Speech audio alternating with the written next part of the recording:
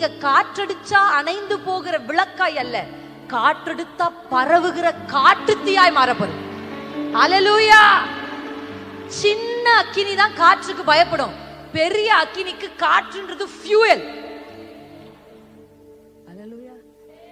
அப்ப ஒரு மனுஷி ஃபயரா இருந்தாங்கன்னா பிரச்சனை அந்த மனுஷிக்கு ஃபியூயல். என் லைஃப்ல நான் சொல்றேன், எக்ஸ்பீரியன்ஸ் பண்ணி சொல்றேன்.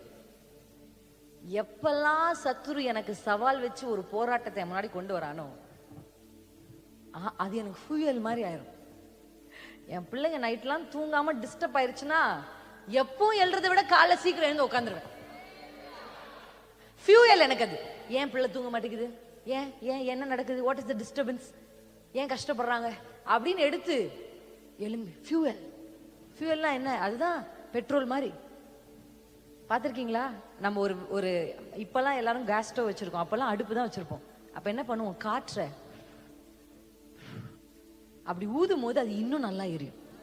அப்ப பிரச்சனைகள் உங்களை அணைப்பதற்கு அல்ல, பிரச்சனைகள் உங்களை அக்கினியாய் கொழுந்து விட்டு எரிய பண்ணுவது. ஹல்லேலூயா.